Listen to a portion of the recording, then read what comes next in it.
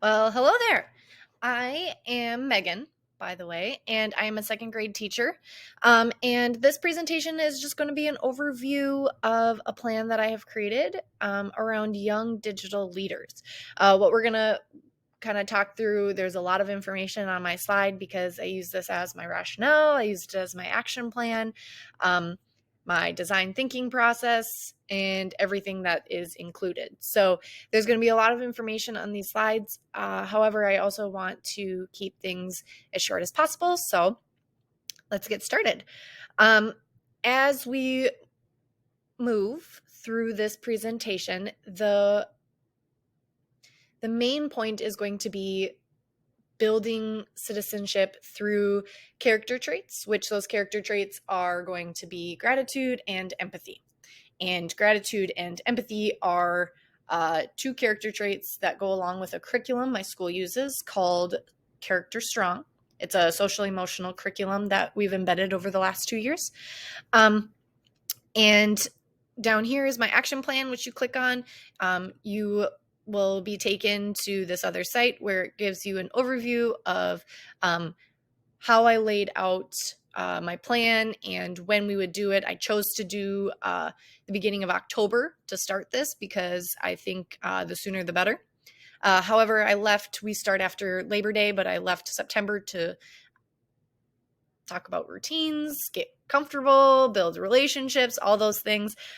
So October was when I wanted to start implementing the character strong and the character traits, and then start embedding a little bit of that digital citizenship.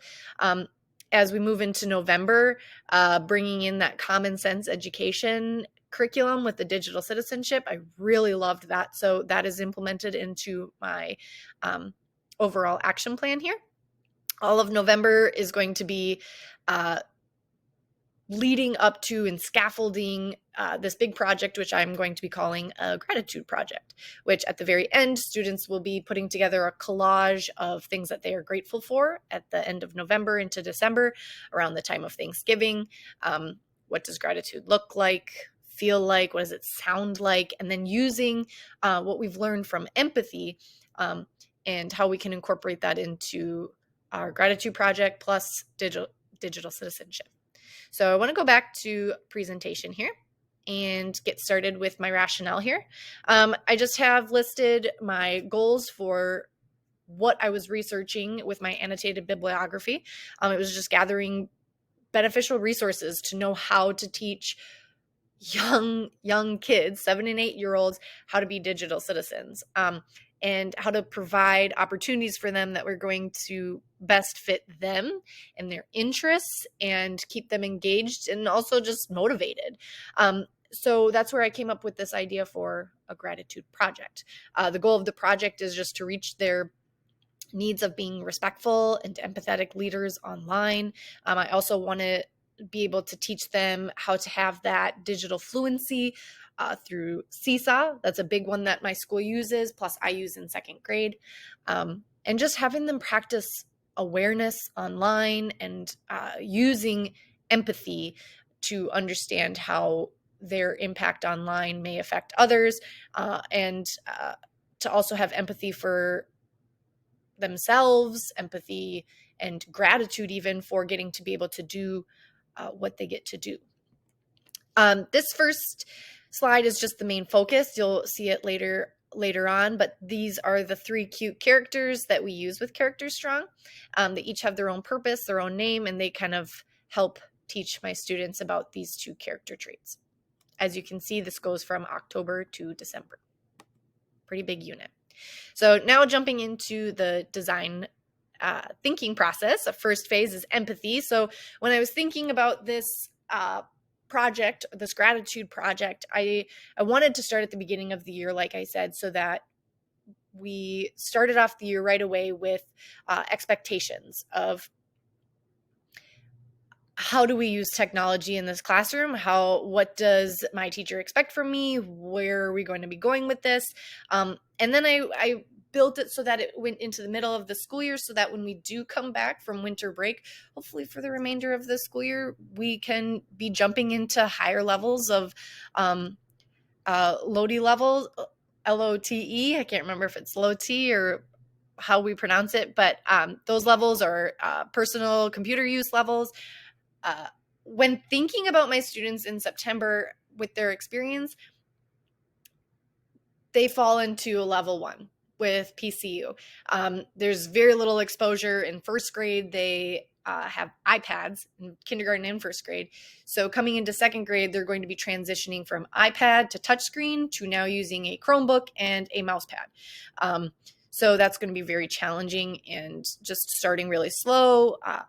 But I can predict that that is going to cause some challenges, which I talk about on the next slide. I'm hoping for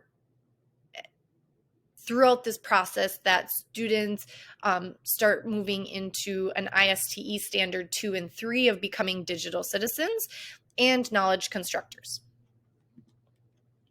Some strengths that I hope my students are able to gain, and some challenges. Strengths, I'm hoping that they can become comfortable at a PCU level 3, and potentially even I could see some of them really soaring at the end of the school year and becoming a level 4 and 5, and just being able to create their own learning, create their own curiosity, and then solve those problems on their own, I think would be really cool. Some challenges I definitely see for students is becoming overwhelmed with the amount of critical thinking that's going to come from all of this digital fluency, this newness of navigating online, to taking their knowledge and applying it, and then also finding a way to incorporate their learning through the digital world. I can see students with ADHD being very impulsive when it comes to later on in the project where we get to comment on student work and post things. I could see that being challenging for them to also think about that cognitive flexibility of like, well, when I do this, there is an effect and it causes other people to feel this way. I could also see this becoming overwhelming for students with disabilities. Students could lose interest and become stressed out.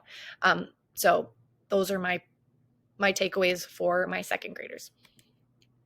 Moving into the design process, again, there's a lot of information that I'm going to be going through. But overall, I came up with this question on how can I use that social emotional learning from Character Strong curriculum into helping my students be digital citizens. So my big question through this process was, how might I create digital citizens using the understanding of gratitude and empathy? So here is a list of ways that I brainstormed ideas on how I could help my students become citizens with that understanding. I think gratitude and empathy is something that they can feel first and then be able to apply it. And so teaching them those two traits of, what that looks like and feels like as a person. Now, how do I apply that to my identity online? Some big takeaways that I had from some of my research that I was doing when looking up this topic was spending extra time, especially for those kids that might have any sort of disability or struggling with processing all of this digital fluency and literacy, and just giving them extra time to explore, giving them extra time or modifications to it. And another one is just giving them explicit examples of consequences that could be happening, and practicing and modeling very systematically what digital citizenship is going to look like, and or what it really is. And so I want to use that through the common sense education curriculum with their digital citizenship curriculum. There are 3 different takeaways that I used from my annotated bibliography. There were definitely more but these are just 3 big ones. From the article, Don't Teach Digital Citizenship, Embed It. I took away a ton from this article because it opened my eyes to the rawness of authentic learning with technology, and how when you take away our internet and all those things, we're so limited, where then you bring in the internet and all the resources that are provided through online access, and it's endless. And so in this article, it just talked about, allowing students to experience it being one of the best ways to allow students to experience real world problems and relate to their lives. They know where to look for information. They know how to look for that information, where to go, who to ask. And so I'm really hoping that in this project and in my classroom overall, that my students are encouraged to use Seesaw and the sites, the resources and apps that I provide them to take on that learning for themselves and have a little bit of autonomy with their learning. So I talk about that in this slide. My second takeaway was from a really neat, inspiring ISTE article that was called "Can Minecraft Teach Team Building?" And this was fun for me because I listed some quotes at the top that stood out to me from this teacher's perspective. I had never thought of using digital games as a way to, one, teach kids anything, but Minecraft is very educational with agriculture and other designing process and architecture. But he talks about online gaming being a way to communicate and create a community with your class. And so I thought this was really neat in the way that I could incorporate some gaming online. I haven't quite figured out what game I could use, but a platform that could create a really neat, strong bond between my students online that could then formulate over into the classroom and even then into the real world.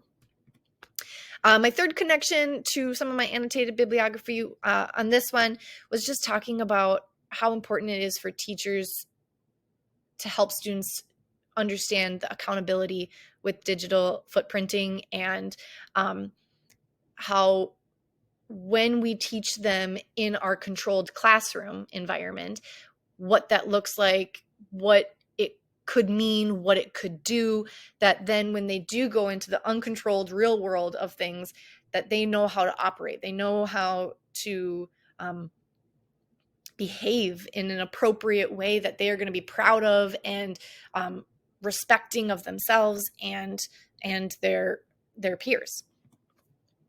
This was just talking about how I took in the ISTE standards into my classroom.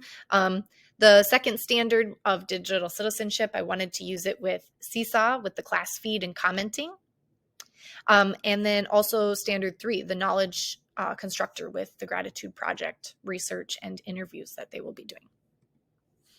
So moving into the third stage, I have listed some ways that I wanted to incorporate the character traits and the digital citizenship introductions. These are just some developments that I have created.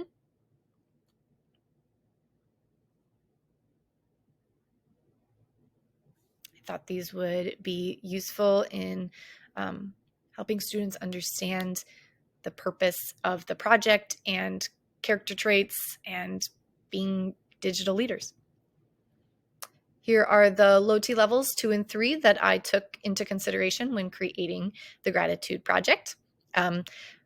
Asking themselves questions to then provoke research on what is it that I'm grateful for, with maybe there's pictures, maybe there's stories that they read that gain idea. I really don't want this project to be I'm grateful for food, I'm grateful for my family. I understand that could be some students' level of understanding, but I really want them to grasp the idea and reflect on what it is that they're grateful for.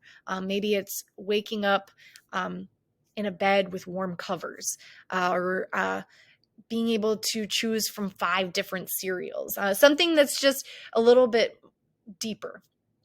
And just allowing them, going back to the low T levels 2 and 3, of just making decisions based on ethical responses, scaffolding their own independent problem solving, those kinds of things. moving into what my prototype, this is just something that I've created that could potentially be what I use. It's pretty rough because I want to try it out. I might use bits and pieces of it here and there, but this is just an outline of what I would like to try. So going back to this slide. Up in the corner here, I have that we're going to discuss this character trait all month long. So all of December is going to be about empathy. I'm sorry, October. All of October is going to be based on empathy. So every morning, my school, we talk about in our morning meetings about empathy. We have pictures, we have videos, songs, reflections, turn-in talks, games even, where they all relate back to empathy. So students really get involved with this trait, and then hopefully are able to continue. We talk about them and it develops and domino effects into the following month. But for October, talking about empathy, and with that, going into talking about digital citizenship. So we would follow along with Common Sense Education's Digital Citizenships. This would be lesson 1. Pass through that. In that same week, at the beginning of October, I want to introduce what is citizenship, but then also how do we balance time on technology? So kind of incorporating 1 or 2 characters, 1 or 2 digital citizenship digital citizens online here. So we talked about arms, excuse me. Week 2 would also be talking about guts and what that means. We do some practice with that. I've linked down here at the bottom directly to the web page that has all of the lessons, so it's easy for me to find.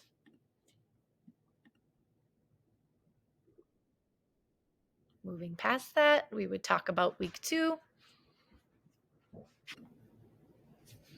I had to pause there, I'm sorry. But going back to talking about digital footprinting, meeting feet, that would also be in week 2. Week 3 would be meeting hearts, discussing ways we can be kind. How to stand up for people, also week 3, meeting legs. And then week 4, meeting our digital citizen head. Sorry about that. Then moving into week 1 of November, we would introduce the next character trait, gratitude. Again, talk about all month long. Here would be some practicing commenting as a whole group, very important. I want to do a lot of whole group commenting and trying some things out with talking about gratitude. Modeling what that would look like to comment online to my peers, that sort of thing. Again, more practice this time. Wouldn't just be typing out something. It would maybe be recording and doing a little interview with a friend, a family member. It could be typed, it could be recorded, it could be a video, but talking about a rose, a thorn, and a bud. A rose being something good, a thorn being something that is really hard for them, and a bud is something that they are maybe looking forward to or hoping for growing on. And then last but not least would be kind of moving into that enabling commenting and assigned practice. So this is just an example of a page on Seesaw, someone else's project that gives someone's project that they have made. And then it shows down here at the bottom that there are comments, and these students are asking questions, they're giving compliments. And so just the nice thing about Seesaw as well is that I can approve student communication, and before allowing it to go to that student, I can preview it ahead of time.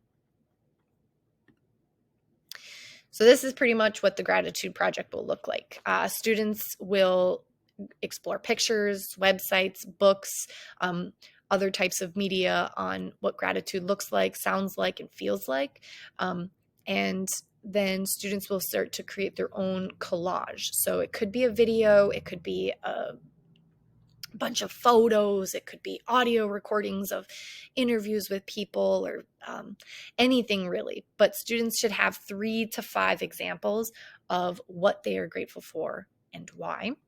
And then they can choose to either do this all on Seesaw, or they could choose to do it in a paper form.